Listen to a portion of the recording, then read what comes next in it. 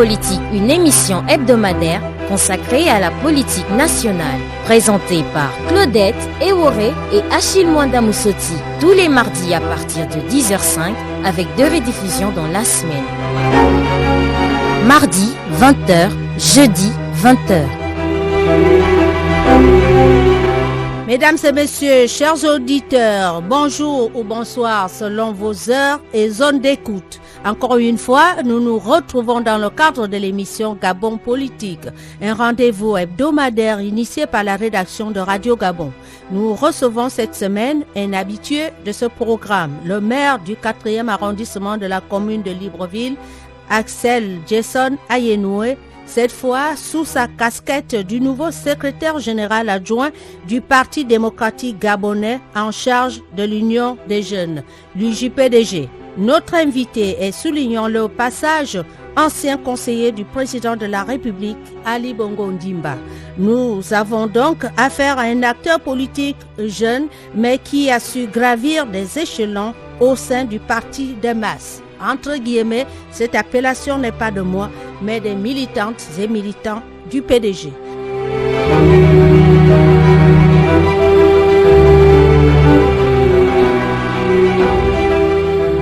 Monsieur le secrétaire général, bonjour. Bonjour Radio Gabon.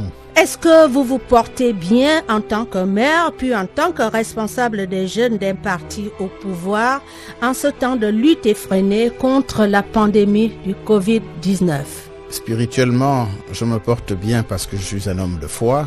Physiquement, je me porte bien parce que je sens mon corps répondre. Et pour le reste, tout ira pour le mieux dans un futur proche, nous espérons. Bon retour dans ce studio de Radio Gabon où l'équipe de Gabon Politique est ravie de vous revoir pendant 52 minutes, la durée de l'émission. En face de vous, Claudette Eworé, c'est moi, et Achille Mwanda Moussoti pour le débat. Achille, bonjour. Bonjour Claudette. Comme de tradition, nous vous rappelons l'esprit et le but de cette émission.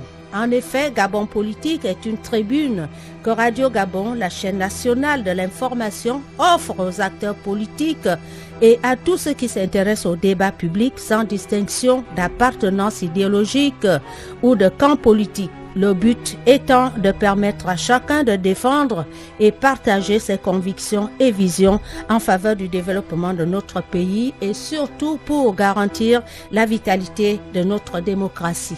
Vous conviendrez avec nous que l'on ne doit pas seulement attendre les périodes électorales pour s'adresser aux Gabonais. Le contact doit être permanent. D'où ce lieu d'échange qui se veut constructif et sans tabou. Les questions sont ouvertes, parfois embarrassantes, mais qui s'inscrivent dans la logique du devoir de vérité et de responsabilité de notre profession, tel le décrivait Albert Londres, journaliste français. Je cite, « Notre métier n'est pas de faire plaisir, non plus de faire du tort. Il est de porter la plume dans la plaie. » Fin de citation. Justement, monsieur le secrétaire général, nous sommes au mois de mai, le mois de la célébration de la Journée internationale de la liberté de la presse. Est-ce que vous pensez que le journalisme librement portait la plume dans la plaie?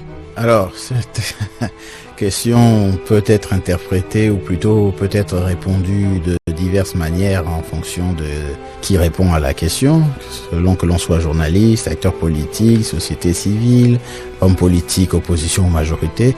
Mais moi, d'un point de vue personnel, je pense que le Gabon n'a vraiment pas du tout à rougir de la situation de la presse, des médias, du journalisme, et que effectivement nous avons toujours du chemin. Les œuvres humaines sont toujours perfectibles, mais je crois en observant ce qui se passe dans d'autres pays que nous avons, dans d'autres pays de la sous-région bien entendu, que nous avons un certain niveau enviable par d'autres. Mais on ne se repose jamais sur ses lauriers, il y a encore beaucoup à faire. Alors, nous allons aborder la première partie consacrée aux questions d'actualité avec vous, Achille. SG, bonjour. Bonjour, Achille. Alors, le Parlement vient d'adopter le projet de loi permettant au gouvernement de prendre pour des besoins de santé publique toutes mesures de nature à prévenir, lutter et riposter contre les catastrophes sanitaires. Un commentaire à ce sujet? Alors, les situations comme celles que nous connaissons aujourd'hui, avec l'épisode du coronavirus, donc ce qui s'est fait tout récemment par nos parlementaires, est tout simplement ce qui se fait à travers le monde entier, c'est-à-dire les textes législatifs qui n'avaient pas prévu ce genre d'événement et de textes tout autour de ce genre d'événement, eh ben aujourd'hui, avec un peu plus de temps, avec de la sagesse, avec du recul et de l'expérience, même si c'est une toute petite expérience du corona, eh ben aujourd'hui nous sommes en mesure effectivement donc de pondre des textes de loi pour non seulement poursuivre dans la légalité les mesures qui visent à combattre les différents fléaux naturels qui peuvent nous toucher, mais également pour, dans l'avenir, si d'autres fléaux venaient à venir, au moins d'un point de vue légal, on serait beaucoup plus outillé. Donc c'est quelque chose de tout à fait normal pour un pays démocratique d'agir comme le Gabon l'agit.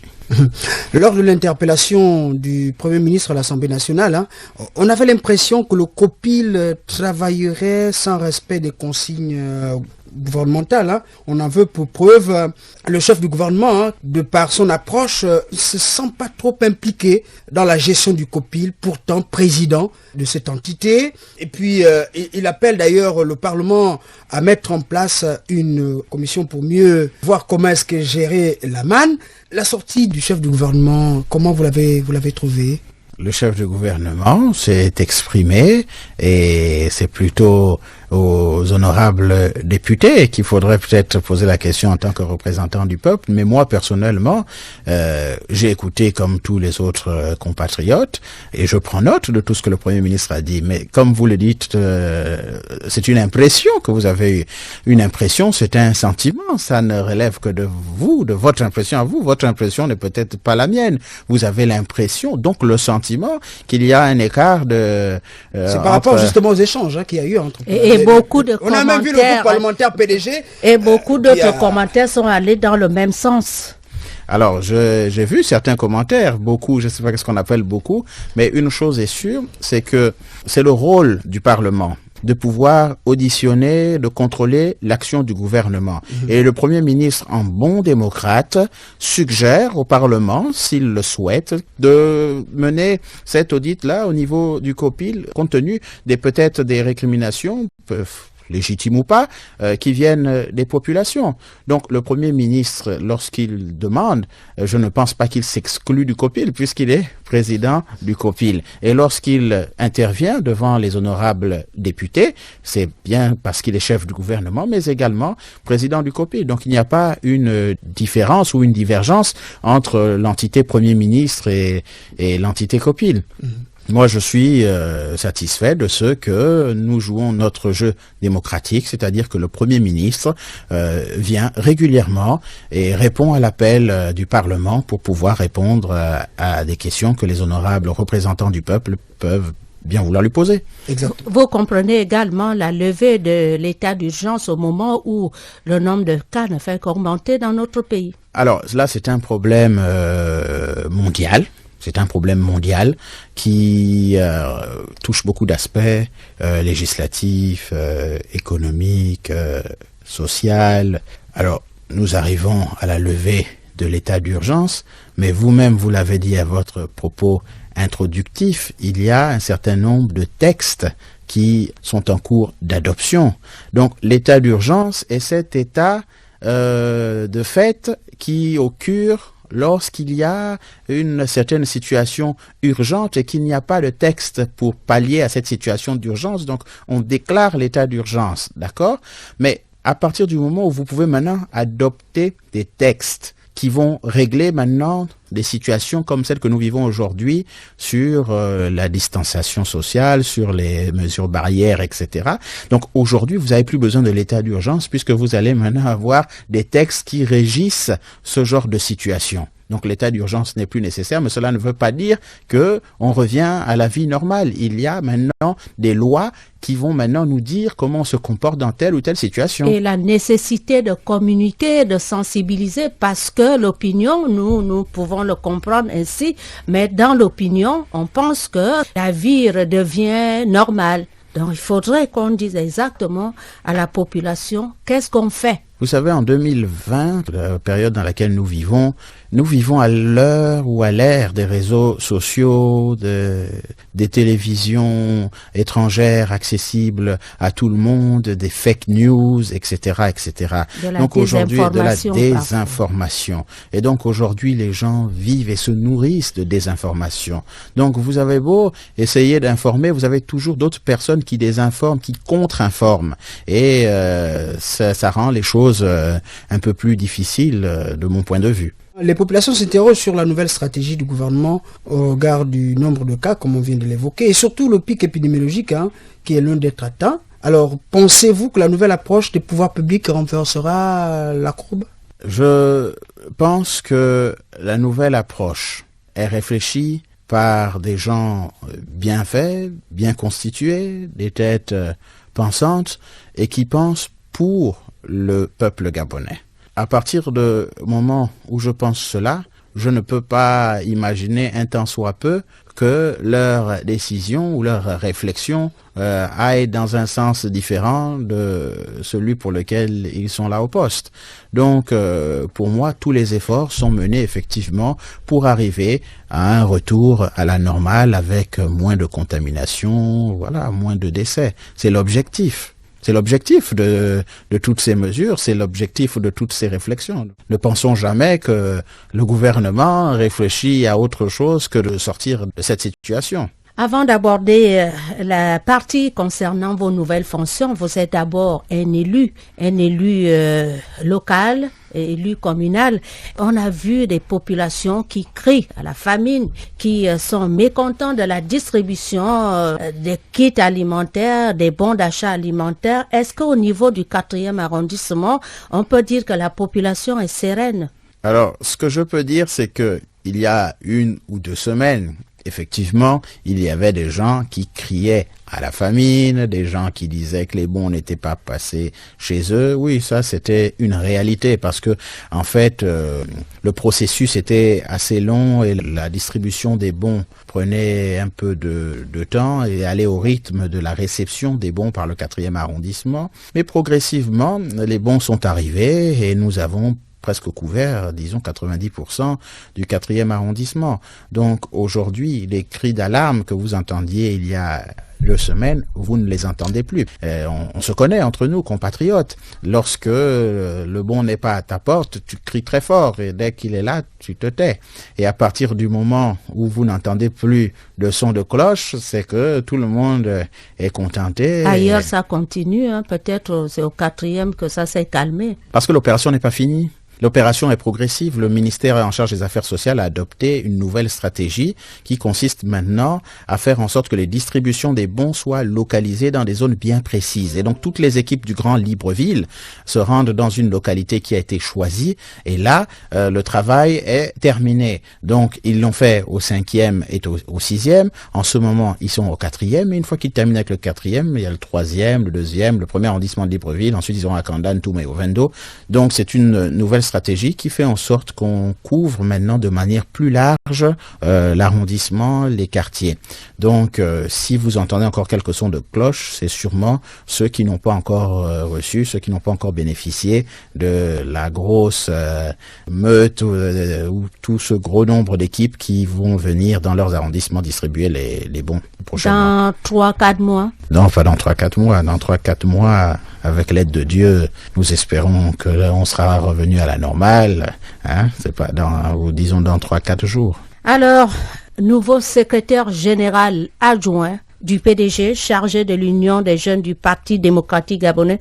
D'abord, quelles sont les missions essentielles de cet organe spécialisé du PDG? Essentiellement, l'UJPDG, l'Union des jeunes du Parti démocratique gabonais, a été créée pour fédérer les jeunes, les encadrer et stimuler leur carrière politique afin de faire des jeunes cadres du parti l'avenir de notre parti et partant avec toujours l'ambition donc de développer le Gabon, l'avenir du Gabon.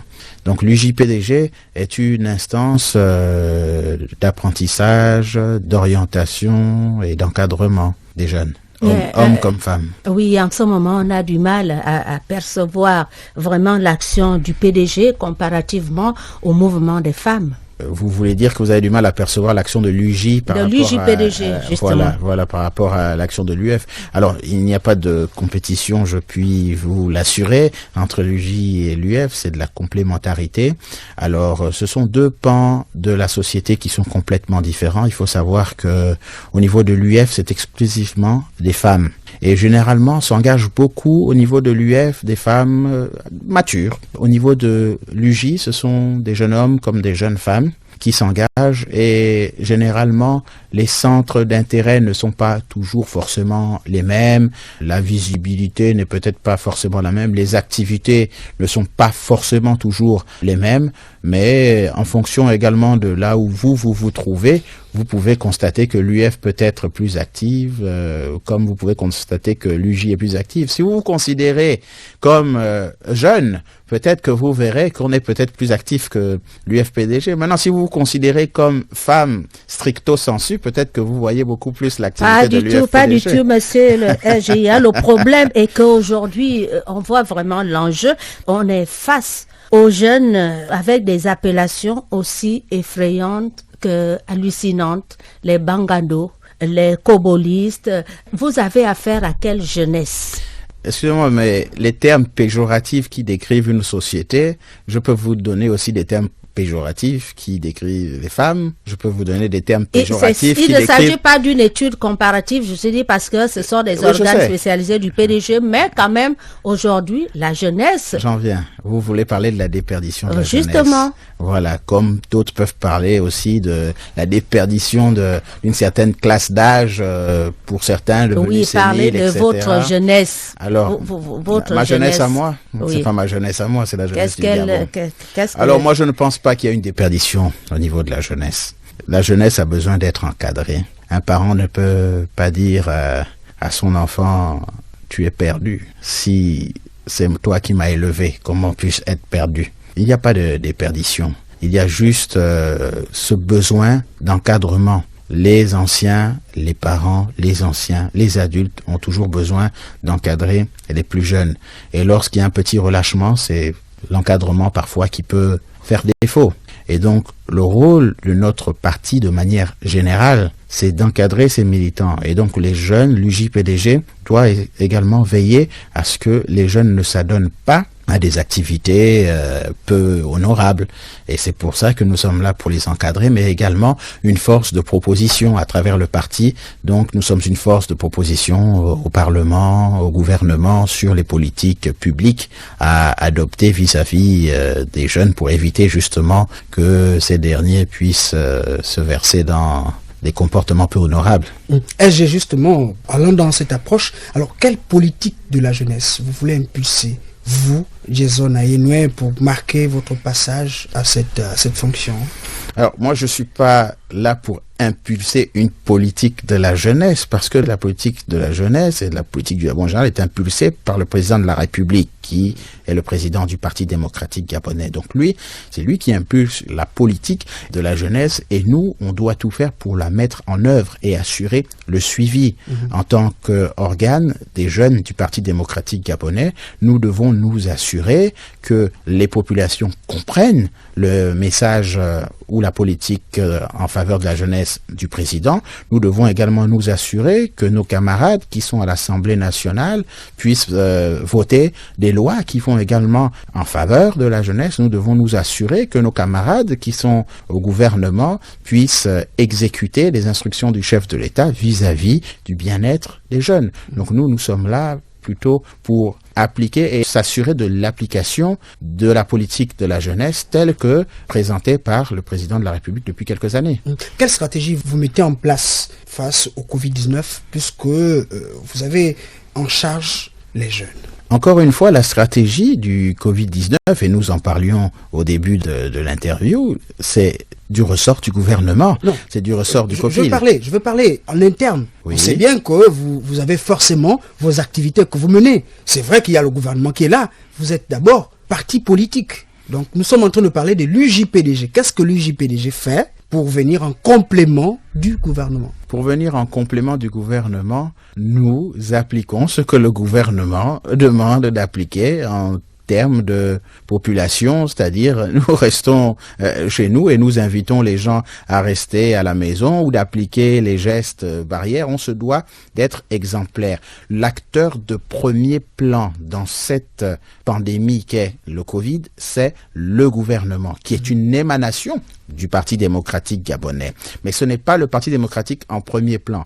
Le gouvernement n'a pas demandé aux politiques, aux partis politiques de s'impliquer de telle ou telle manière. Donc nous sommes tout simplement disciplinés. Nous suivons ce que le gouvernement nous demande de faire. Et il n'est pas question, en tant que parti politique, de venir engager des démarches qui peut-être serait contre-productive. Ce que nous faisons, c'est que nous appliquons, nous ventilons, nous répercutons les mesures, les choix, les politiques du COPIL, du gouvernement vis-à-vis du Covid, auprès des populations. Donc nous sommes, aussi une courroie de transmission. Ce que nous faisons, c'est tout simplement la transmission de l'information. Nous ne sommes pas un acteur de premier plan, entre guillemets, pour parler en fait de l'exécutif du parti.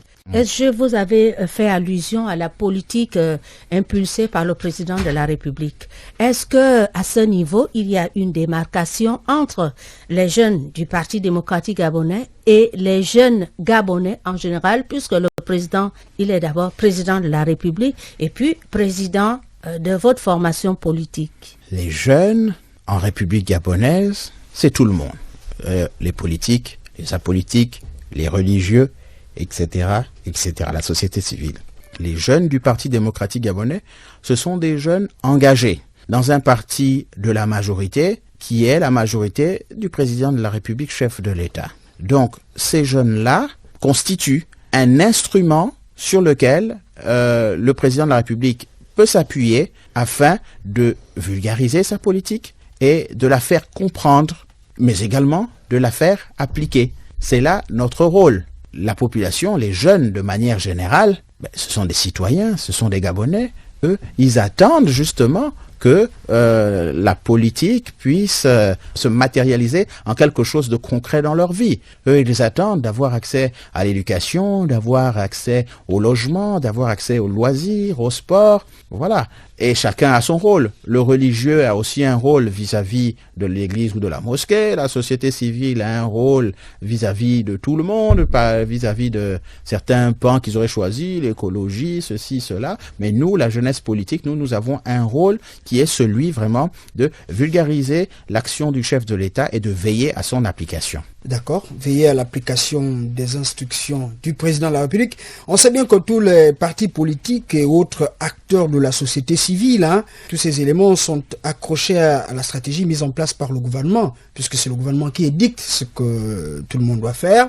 Mais on voit bien le maire du 4e arrondissement sur le terrain avec sa casquette d'élu local, mais beaucoup se demandent quand est-ce que lui portera la casquette de secrétaire général adjoint du PDG en charge de la jeunesse pour être sur le terrain? Est-ce que c'est trop tôt? Alors, mais je porte la casquette du secrétaire général de l'UJPDG à l'instant même où vous me parlez, puisque c'est en cette qualité que vous m'avez invité. Oui. Voilà. Donc, je vous rappelle que j'ai été nommé secrétaire général adjoint du Parti démocratique gabonais chargé de l'UJPDG au début de la crise du Covid. Oui. Et donc, dès que cette crise est intervenue, nous sommes arrivés dans une période de confinement partiel, puis un confinement total, pour être aujourd'hui dans un confinement partiel. Donc vous ne me tiendrez pas rigueur. Non, pas nous, c'est l'opinion, parce que nous sommes le relais. Oui. C'est bien vous adresser aux auditeurs. Donc vous, le relais, ou vous, l'opinion qui m'écoutez, me tiendrez pas rigueur sur le fait que je n'ai animé aucun meeting politique ou aucune rencontre au risque de contaminer tout le monde et d'être improductif et d'aller à l'encontre des indications du gouvernement qui est l'émanation du parti pour lequel je suis secrétaire général adjoint. Donc, l'activité jusqu'aujourd'hui, et vous avez quand même pu le remarquer, c'est résolu à une activité sur les médias, sur les réseaux sociaux, puisque ce virus-là qu'on appelle le corona ne se balade pas sur Internet, il ne se balade pas sur les réseaux sociaux. Donc nous utilisons les réseaux sociaux, nous utilisons les médias pour pouvoir être actifs et passer nos messages également qui vont dans le sens de respecter les mesures barrières. Donc on est déjà actif, mais peut-être pas sur le terrain, mais sur le terrain virtuel, on y est déjà. Beaucoup se demandent quand même la particularité du 4e arrondissement. Il n'y a pas eu trop de bruit dans la distribution de kits. Est-ce parce que vous étiez au front ou bien vous avez cherché à freiner cette anarchie, entre guillemets, qui s'est fait observer dans d'autres localités? Alors, je ne pourrais pas dire qu'il y a eu de l'anarchie observée dans d'autres localités. On a vu des bagarres au PK7, hein, par exemple. La bagarre n'est pas... Des barricades sur la voie nationale. Et ça. La bagarre n'est pas synonyme d'anarchie. Nous en avons vu dans d'autres pays, des grèves, des manifestations. On a vu du côté d'Akanda, Oui. Les populations décharger elles-mêmes les camions. Oui, parce que choisissant des endroits où distribuer. Des débordements, des limites ou des légères carences, ça existe dans tout système. Donc, surtout lorsque ce genre de situation arrive de manière imprévue et que ce genre de situation est géré souvent de manière technique par des civils. Ce n'est pas toujours facile, ce n'est pas toujours évident. Donc effectivement, il y a quelques limites. Et donc même au 4e arrondissement, il y a eu quelques petites zones d'échauffourée, mais qui se sont très vite calmées parce que en fait, je crois qu'il faut parler avec les gens. C'est la communication. Et nous, vraiment, c'est ce qu'on essayait de faire. On essayait d'être un peu partout dans les quartiers pour communiquer avec les gens, pour leur dire d'être patients. Et puis on essayait d'adopter des stratégies méthodiques avec des cartes. Nous savions quelles zones étaient visitées, lesquelles n'étaient pas visitées, lesquelles il fallait rassurer, lesquelles il fallait prioriser. Et donc, c'était tout un travail. Donc, bien entendu, au 4e comme ailleurs, il y a eu quelques petits manquements, mais c'est toute œuvre humaine qui est comme ça. Mais je ne peux pas parler aujourd'hui d'anarchie. Le terme anarchie est trop fort. Mais on l'a observé en tout cas. Heureusement que c'est votre observation, donc votre point de vue. Heureusement que ce n'est pas l'observation commune, parce que l'anarchie est un mot très fort. Comment vous allez régler le conflit intergénérationnel qu'on dénonce toujours au sein du Parti démocratique gabonais entre les caciques qui veulent à tout prix conserver leurs privilèges au détriment des jeunes loups qui pensent que ça a assez duré. Il est temps de passer le flambeau et souvent ça a occasionné un peu des sorties, des attachements à d'autres courants qui soutiennent l'action du chef de l'État, mais qui ne sont pas forcément du PDG. Lors de votre premier passage, nous avons fait allusion à cela, et heureusement que le contexte a évolué. Est-ce que vous maintenez vos arguments, puisque le débat est sur la place publique? Alors, le débat du conflit générationnel est-il sur la place publique? Au sein du PDG, il y a des conflits entre les générations. Les caciques, les jeunes. Alors, je vous surprendrai peut-être, mais je suis un peu étonné. Je suis un peu étonné parce que je ne vis pas ou je n'ai jamais réellement vécu un conflit générationnel. Il y a peut-être d'autres conflits, d'autres natures dans tous les partis politiques, mais le générationnel au niveau de notre parti, je ne pense pas. Je pense que nous sommes arrivés à un niveau plus mature de notre parti et nous ne pouvons plus revenir en arrière sur des conflits générationnels. Non, je ne pense... Elle veut faire peut-être allusion à l'émergence de la GEV. SDG, il y a eu des mouvements qui sont nés et qui ont reçu les jeunes du Parti démocratique gabonais. D'accord, mais ce n'est pas l'émergence de ces mouvements-là, ça n'a rien à voir avec un conflit générationnel. Parce qu'ils se sentent étouffés, ils n'ont pas de place. Ils veulent s'exprimer. Encore une fois, le critère sur lequel vous vous appuyez de jeunesse, je pense, même si ça s'appelait la GEV, l'association des jeunes, comme vous venez de les citer. Nous, vous voyez. Non, mais vous venez de les citer. Vous avez, oui. Non, oui, mais parce qu'au départ, c'était la conception. C'était la conception. Je crois que lorsqu'ils ont créé leur mouvement, ils ont dû se réunir entre jeunes et puis décider de faire un mouvement pour soutenir l'action du président. Mais à aucun moment, nous avons ressenti un conflit générationnel. nous avons peut-être ressenti des divergences d'autres natures, mais pas générationnelles, puisque finalement se retrouvaient membres de leur mouvement, même des personnes d'un autre âge. Vous voyez, il n'y avait pas finalement que des jeunes au niveau de ces mouvements-là ou bien des partis que vous venez de citer. Donc ce que je vous dis, c'est que le conflit que vous prétendez avoir observé, ce n'est pas un conflit générationnel où il n'y a pas eu de divergence générationnelle. Il ne s'agissait pas de génération. C'est vrai que à la tête de certains mouvements, vous avez pu observer qu'il y avait plus de jeunes qu'autre chose, mais ce n'était pas un conflit générationnel. Je le dis et je le redis, ce n'était pas une bataille entre une génération et une autre. D'ailleurs, je ne pense même pas que ce soit une bataille. Nous ne voulons pas remuer vraiment la plaie. Vous ne pouvez pas nous dire qu'il n'y a pas eu quelque chose de ce genre. Mais il n'y a même pas de plaie. Il y a certaines phrases qui sont restées célèbres. Lesquelles? On ne peut pas faire du neuf avec du vieux. D'accord, mais si vraiment... Pourtant, le concept était évoqué par un camarade de votre parti. Si nous sommes honnêtes avec nous-mêmes, vous comprenez et vous vous rappellerez bien que cette phrase était sortie avant même que l'on sache même qu'il y avait un mouvement qui s'appelait... Mais justement, la réflexion, voilà. Ils étaient en réflexion pour dire comment nous pouvons faire pour nous exprimer. La personne, enfin, je crois, pour ceux qui suivent vraiment l'actualité, qu'il y a de l'amalgame.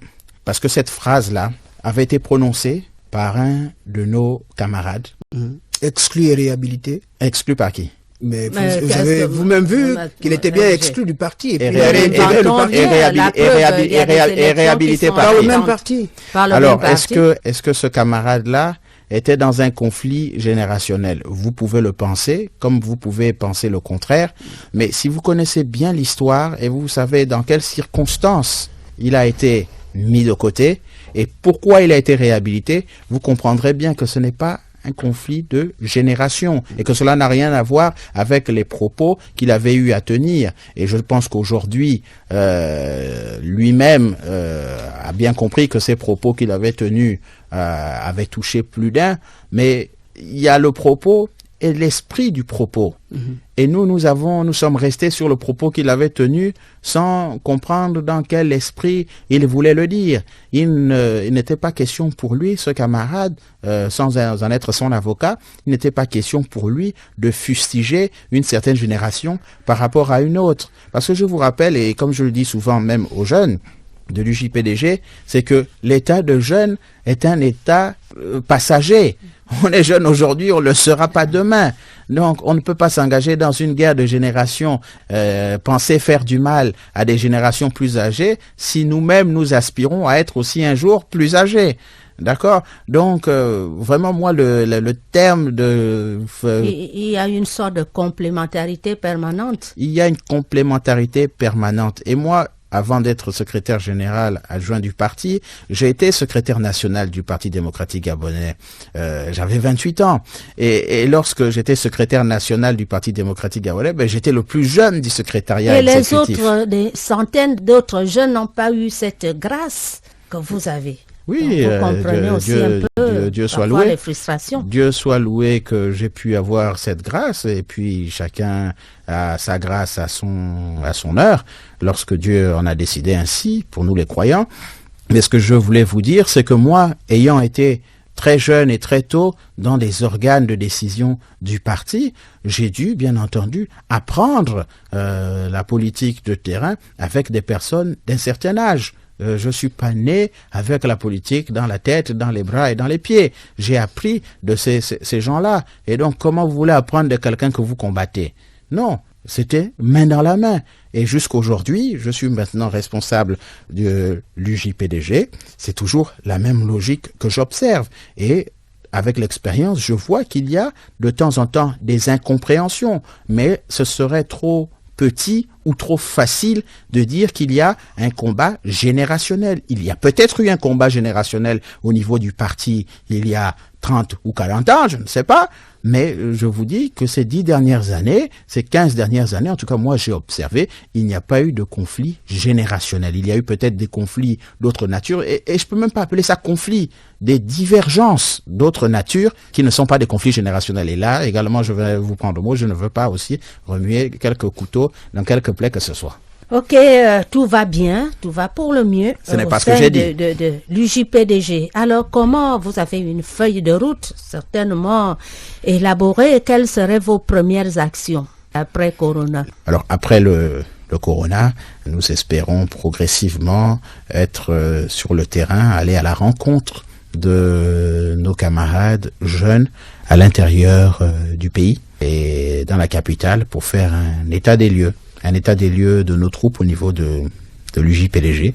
C'est pour le moment ce que je peux vous dire. Et puis ensuite, nous allons mener un certain nombre d'activités en faveur des jeunes de manière générale. Nous avons déjà un planning, je ne vais peut-être pas le décliner dans les détails, mais nous avons un certain nombre d'activités que nous avons prévues pour stimuler, n'est-ce pas, l'activité et l'engagement des jeunes en politique. Il y a un volet formation? Il y a un volet formation technique, culturelle, politique. Parce que pour éviter un peu des balades politiques que l'on observe, c'est certainement parce que les gens ne sont pas formés. Vos jeunes, vous les formez? Pas forcément. La transhumance politique n'est pas forcément une question de formation, mais une question de choix ou une question d'intérêt. Lorsqu'on n'a pas de conviction, on ne sait pas pourquoi on est à tel ou tel endroit, on peut facilement déstabiliser les militants. C'est une raison parmi tant d'autres, mais je crois que la formation, les gens en ont plutôt besoin pour comprendre la politique, pour comprendre les choix qui sont faits dans tel ou tel niveau. Quand les gens ne sont pas formés, même en politique, ils ne comprennent pas parfois les décisions courageuses qu'un gouvernement peut prendre. Par exemple, la décision du confinement. Lorsque les gens ne sont pas formés, ils peuvent ne pas comprendre, mais pourquoi on confine tout le monde? Pourquoi on nous empêche d'aller travailler? Pourquoi on nous empêche d'aller au bar? Pourquoi ceci et pourquoi cela? Et c'est là où le politique est important, parce qu'il a ce volet formation. Il doit former ses militants à comprendre les choix politiques, à savoir pourquoi en politique il faut faire des choix qui parfois peuvent faire mal, mais pour un bien. Donc effectivement, nous, notre volet formation, il est là. Nous avons un certain nombre de thématiques et nous avons les orientations. Nous avons une certaine feuille de route également que nous a donné le distingué camarade président du parti et donc président de la République à travers notre secrétaire général Éric Dodo Bugenza. Nous avons une feuille de route et dans cette feuille de route, nous avons également donc un volet formation politique qui occupe une grosse place. Vous pensez que les 2 R sont bien perçus par les jeunes? Les 2 R. Mais c'est la nouvelle appellation, non? Enfin, oui. On va dire la politique impulsée par le nouveau secrétariat exécutif du PDG. Exactement. Et nous avons même un concept qui va dedans, qui s'aligne en fait aux 2 R. Alors nous avons dans ce principe des 2 R mis notre mandat de l'UJPDG sous un acronyme qu'on va appeler RIRE. Et donc dans RIRE, vous avez les 2 R, mais vous avez aussi en fait rayonner, innover, réussir ensemble. Expliquez-nous un peu, parce que c'est un nouveau, enfin ça va être un concept que les jeunes vont devoir découvrir. Nous avons un président au niveau du parti qui nous donne des grandes orientations et nous avons un organe qui dirige le parti, le secrétariat exécutif, avec à sa tête un secrétaire général qui a des adjoints et des secrétaires nationaux. Donc ce sont des têtes pensantes, c'est un laboratoire. Et donc lorsque le président nous donne des indications sur sa vision, des orientations, des instructions, nous au niveau du secrétariat exécutif, en tant qu'organe du parti, tête pensante et dirigeante, nous faisons maintenant donc des propositions. Et ce sont ces pour l'application sur le terrain? Oui. C'est des propositions pour application sur le terrain au niveau des militants en fonction de leurs responsabilités respectives. Donc nos idées, nos plans d'action, etc. découlent de la vision du président et de la réflexion du secrétariat exécutif. Quelle peut être l'approche pour vous, qui êtes le nouveau patron de l'UJPDG, pour ramener les jeunes qui auraient quitté la barque? Avec l'avantage que vous bénéficiez d'un fort capital sympathie, d'après nos investigations. Ah, merci. Là, vous n'êtes plus dans les pensées, vous êtes dans les investigations. Donc là, vous avez, c'est maintenant une démarche un peu plus scientifique, ça me rassure. Alors, non. Alors, pour amener ceux qui, peut-être d'aventure, étaient avec nous et sont partis, ou bien pour amener à nous ceux qui n'étaient pas avec nous et qui s'interrogent toujours, nous avons mené un certain nombre de réflexions, mais le fruit de cette réflexion s'appelle la communication, tout simplement. C'est communiquer avec tout le monde, c'est parler, c'est échanger, c'est le dialogue. On réinvente pas la roue. Le PDG, c'est dialogue, tolérance, paix. Donc, à travers le dialogue, parler avec eux, briser le silence, parler, laisser parler, écouter, c'est le dialogue.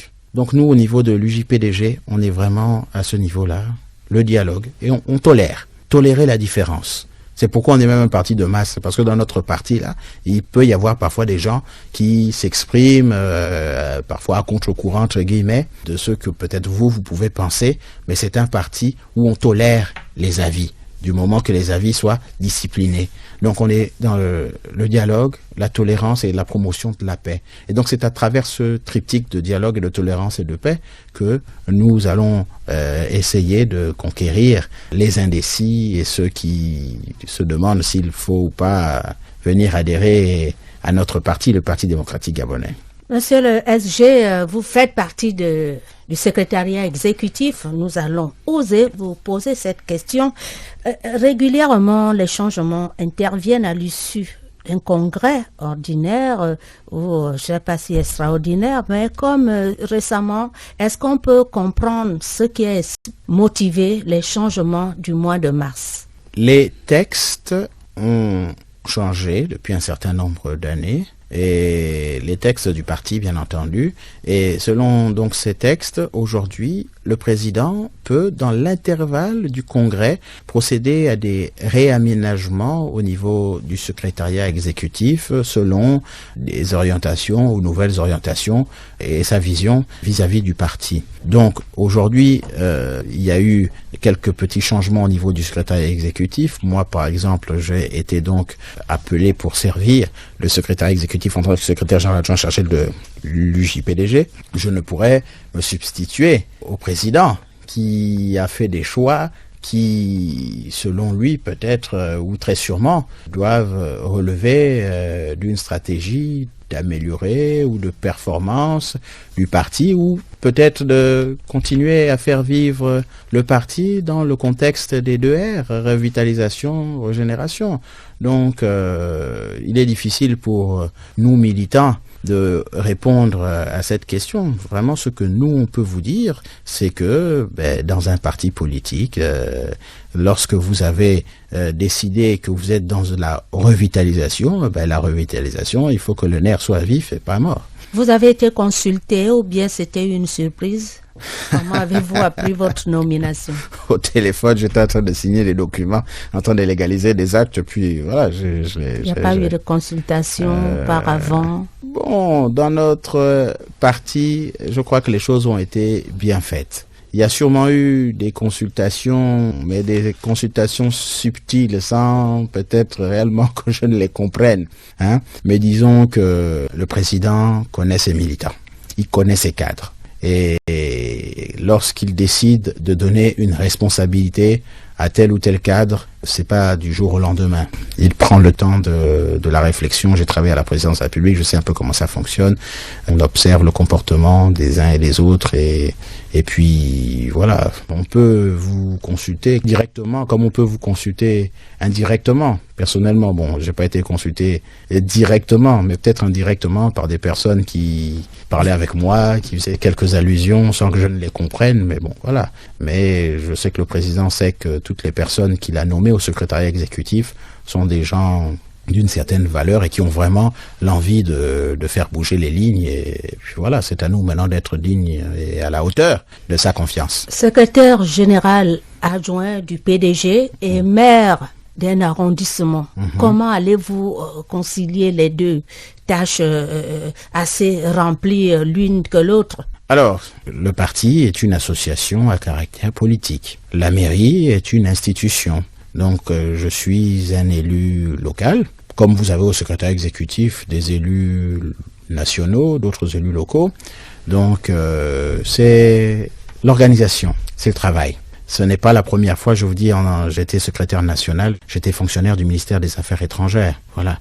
Donc, un parti politique et une institution, c'est deux choses distinctes et il faut de l'expérience, un minimum de maturité pour pouvoir gérer à bien différentes tâches que l'on vous donne. Donc, chargé de l'ensemble des jeunes d'un parti qui est implanté sur tout le territoire national, ça augmente forcément du volume de travail. Exactement. Et vous savez, chaque pied a sa pointure. Il y a des petits pieds et il y a des grands pieds.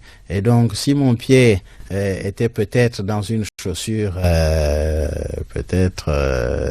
trop petite, il fallait peut-être élargir ma chaussure, je ne sais pas.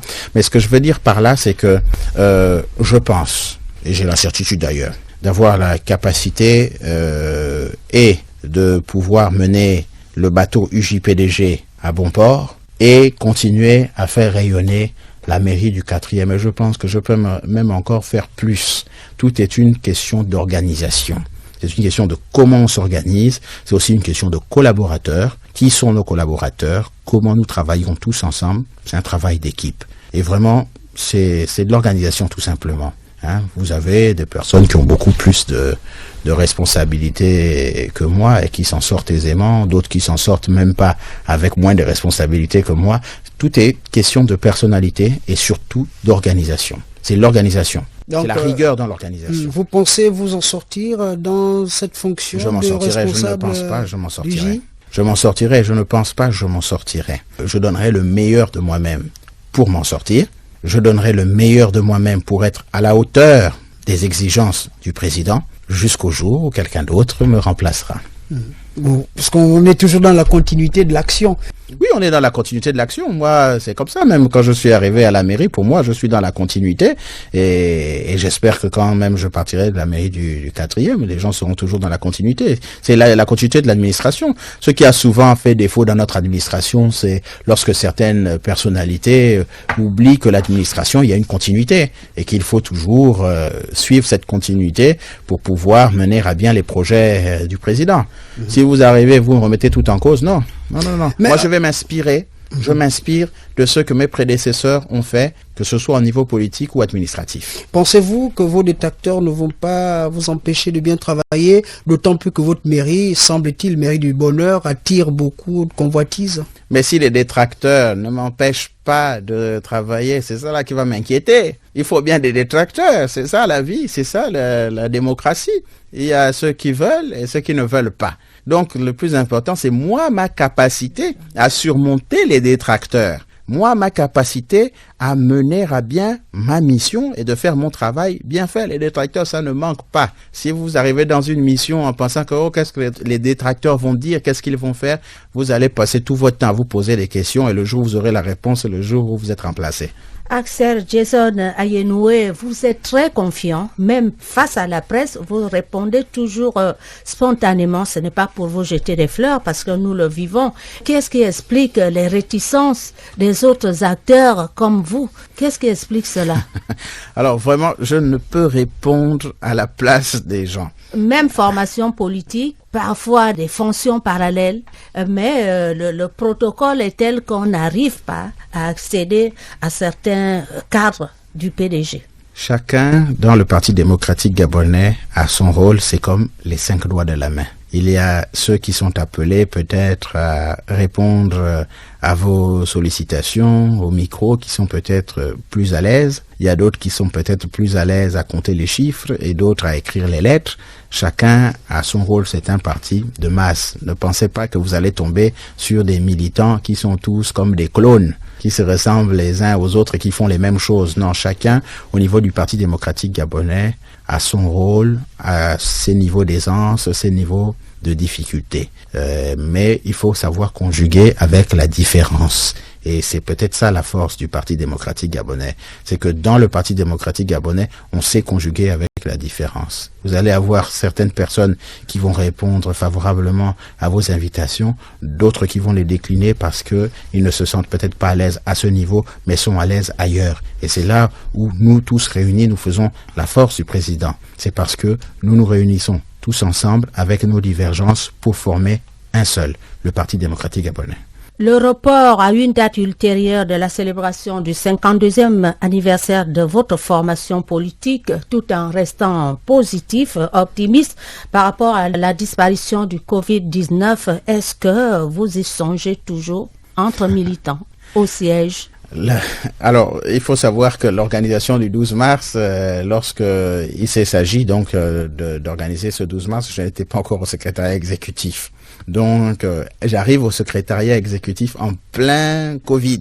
Donc, pour le moment, la question n'est pas trop d'actualité. Je pense, mais ça n'engage que moi, c'est mon avis personnel, que si la situation perdure un peu plus longtemps que prévu, eh ben les années on attend une bonne fois. Je ne sais pas, ça ce n'est que mon avis personnel, parce que nous n'en avons pas discuté au niveau du secrétariat exécutif à ce niveau.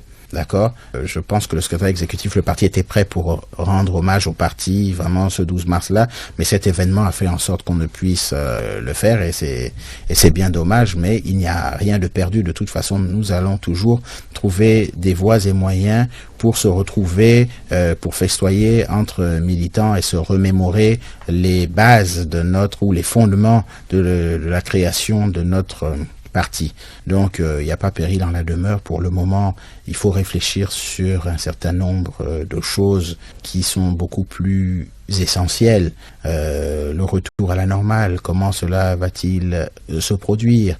Et également, dans les administrations, l'état de l'économie, comment nous allons faire pour que les Gabonais puissent retrouver un train de vie normal, pour que les jeunes qui sont sans emploi puissent trouver de l'emploi. Bon, aujourd'hui, ce sont ces réflexions-là que le parti mène. Hein. Oui, nous voulions célébrer notre 12 mars. Nous n'avons pas pu. Ça ne veut pas dire que nous n'allons plus réfléchir sur l'avenir. Donc là, aujourd'hui, en ce moment, ce qui fait un peu l'objet de nos rencontres et de nos réunions, c'est la prospection sur l'avenir proche de notre pays, de notre économie, du social, du politique également. En vous laissant dire le dernier mot, dernier message à vos militants, à vos jeunes, je pose quand même la dernière question. Est-ce que la jeunesse est toujours sacrée comme le prônait le président fondateur du PDG?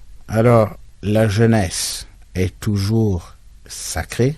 J'ai envie de titiller même en disant que même le corona sait que la jeunesse est sacrée, puisque le corona a même peur de toucher les jeunes. Bon, c'est juste une version qui est en train d'être déconstruite ailleurs. Bon, ce n'était qu'une parenthèse, c'est juste pour blaguer, mais en fait, la jeunesse est toujours sacrée parce que la jeunesse constitue toujours l'avenir, le socle d'un pays.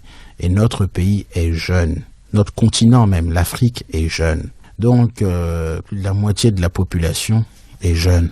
Donc, lorsque vous avez une population aussi jeune que celle du Gabon, bien entendu, la jeunesse est sacrée parce qu'elle est l'avenir du Gabon. Et donc, il faut la préserver. Si on veut que notre pays survive, si on veut que notre pays rayonne parmi les nations, il faut que ce pays, notre pays, ait une jeunesse bien formée, une jeunesse en bonne santé, une jeunesse bien équilibrée.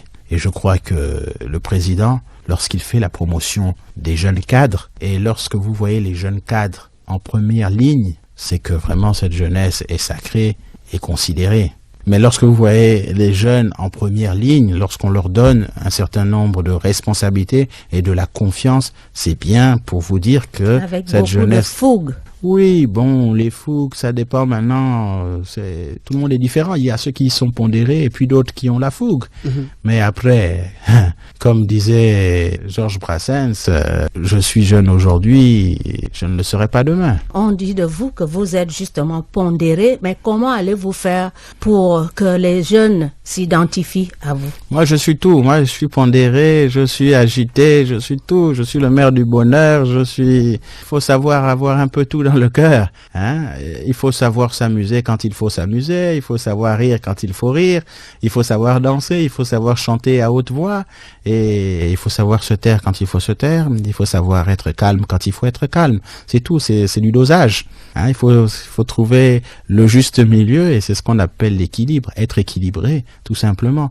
Et c'est encore le rôle de l'UJPDG, on revient toujours dans la formation, c'est-à-dire former les jeunes en politique à être des jeunes responsables et équilibrés, mesurés, pondérés. Au moment où l'État lève les mesures, l'état d'urgence, quel est le message que vous envoyez aux jeunes qui vont peut-être lâcher par rapport aux mesures barrières? Ça c'est magnifique, c'est très important. Et il faut que les jeunes comprennent que même si l'état d'urgence est levé, le coronavirus est toujours là, c'est toujours une menace. Tant qu'il n'y aura pas de traitement et de vaccin définitif face à cette pandémie, il est important que l'on puisse toujours être rigoureux. Nous ne devons pas tout de suite nous adonner à nos divertissements premiers qui consistaient à aller visiter les amis, à aller danser, aller boire, pratiquer des sports collectifs, etc. Oui, ces aspects de notre vie manquent à plus d'un, mais il est important que l'on pense d'abord à notre santé et à la santé des gens qui nous entourent. Donc, continuons toujours à être prudents, à porter des masques et à adopter ces fameux gestes barrières. C'est difficile toujours de traverser les barrières, mais adoptons les gestes barrières. Et c'est ce que je pourrais dire aux jeunes Gabonaises et aux jeunes Gabonais. Merci, chers auditeurs. C'est la fin de cette émission, votre émission Gabon Politique. Merci de nous avoir suivis. Et à titre de rappel, nous avons reçu le secrétaire général adjoint du Parti démocratique gabonais en charge de l'Union des jeunes. Par ailleurs, maire du 4e arrondissement de la commune de Libreville, Axel Jason Ayenoué.